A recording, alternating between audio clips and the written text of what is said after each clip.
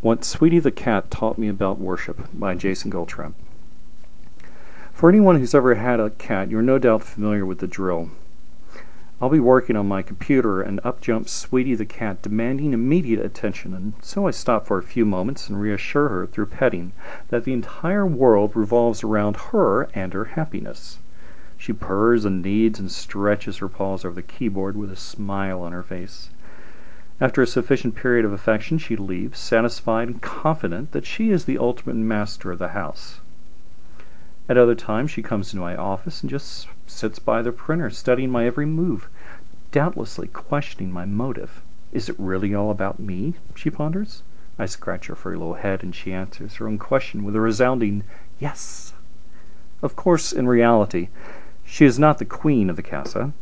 The masters of this house are those who work hard and pay the bills to keep her abode warm and her tummy full. Does she contemplate her humble position? Absolutely not. With her ego and fertile feline imagination, she is both a muse and amusing. Unbeknownst to her, I can write quality material sans her supervision. I can live safely without her brave attacks against Q-tips and telephone cords.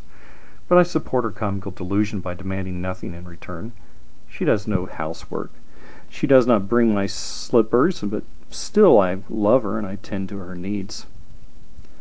Corporate worship of God is more than a period of function and tradition. It is, and it should be, the apex of our week, a separation from the chaotic nonsense of life.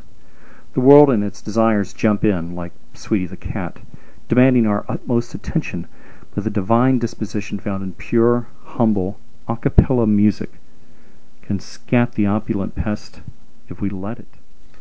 True and blessed Christian worship is exciting, moving beyond the bounds of our immediate worldly concerns, lifting us into a higher plane, separate and apart from the rabid rabble with their never-ending push to make you conform to their religion of nihilism and their self-compulsory rat race, which both promises and delivers emptiness.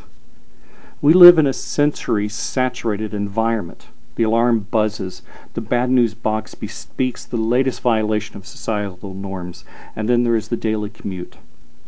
A lyricist of this age named Dave Matthews aptly recorded this pursuit when he penned, "And all the little ants are marching, red and black, antennas waving, they all do it the same, they all do it the same way." Work, pay bills, buy, sell, become numb, go to sleep with a little help from the pharmacist. If you follow the latest man-made plan for starvation, maybe you'll live long enough to buy a house in Florida. Only then will you be happy. Listen to their folly. Rush, rush, rush. Friends, it's too much for me. And if you're blessed enough to be a child of the living God, it's too much for you as well. The scriptures teach us that our true foe, Satan, comes as either a roaring lion or in disguise as an angel of light. Now, most of the time, it's fairly easy to avoid a roaring lion. It's that blonde-haired, blue-eyed angel that gets you, because underneath his white flowing robes he hides a machine gun. Today, this angel wants to rent a room in the house of God, but we can recognize him and turn on the neon sign over our assembly which says no vacancy. Some will say that worship is dull. It needs to be enhanced by pseudo-orgasmic displays of emotion. Friends, if your head is not bowed because you are in awe of the God of our fathers, if you're not smiling because you're happy today because he's taken all my sins away, if your legs are not trembling beneath the cross of Jesus, then may I submit to you, that's not worship that's boring, it's you who are boring. The solution to your dim-witted condition is not heard with clapping hands.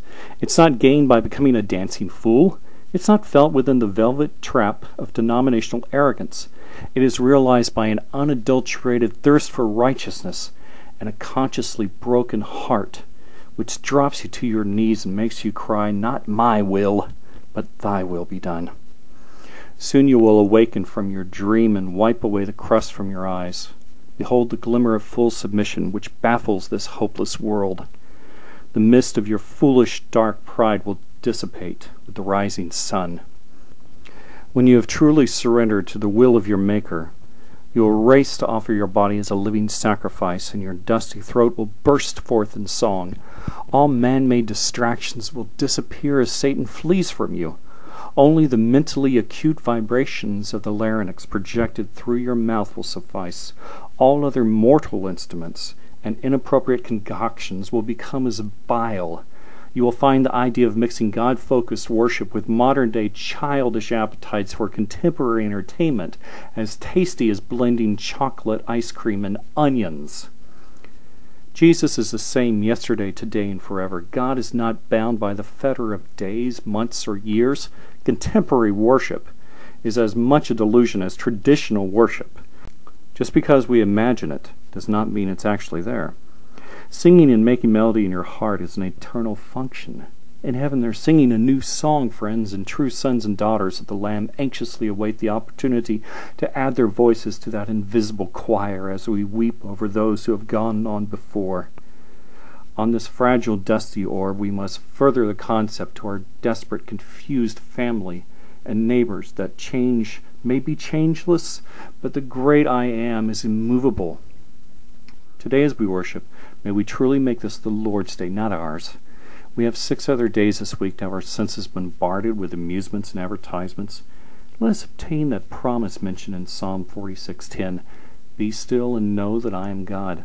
Without compromise, without fanfare, without the intrusion of opinion, let us escape life's cauldron and send away the troublemakers and their cadres of fools. Let us bow our heads reverently, discerning the charge left for us in the book of Habakkuk. The Lord is in his holy temple. Let all the earth keep silence before him. In the long run, we will be more effective sowers of the seeds if we tell this roller coaster world that we know the way to an unchanging God, and when we've been in heaven 10,000 years, it will be as though we've only just begun to praise him. Let there be no gimmicks, no programs, no controversies, no surprises, no fads, no old-time religion. Let there be the simple whisper of hope which transcends the hurdles of time and the limits of space. Some may not find this satisfying and walk away. To them we say, these doors never close. We'll let God sift the wheat from the chaff. We will not promise pizzazz. We will offer peace, perfect peace, in this dark world of sin. Let the clay dam which holds back the reservoir of unchangeable truth, unfathomable faith, and blessed remembrance burst forth, sweeping away weak-minded trends in a raging torrent of anti-disestablishmentarianism, erasing all memory of these temporary houses of personality built upon the sand, leaving only the little brown church in the dale. Let our old fears and selfish ambitions dissolve in the radiance of love. Liberate your soul as a slave to God. Free the humble intellect from passion's prison, and let this not be a prideful, hopeless quest to return to the good old days. Rather, make it a cross-generational, distant rumbling to regain the good. Let the aged, well-tooled hand display the magnificent skills of a master carpenter to the young. Let the young be dressed for battle, putting on the full armor of God, for the cross, for the King of Kings. Let us fight the good fight, fully trained, never subject to stumbling, continuously focused on the sounds of jubilance which lies just beyond life's veil.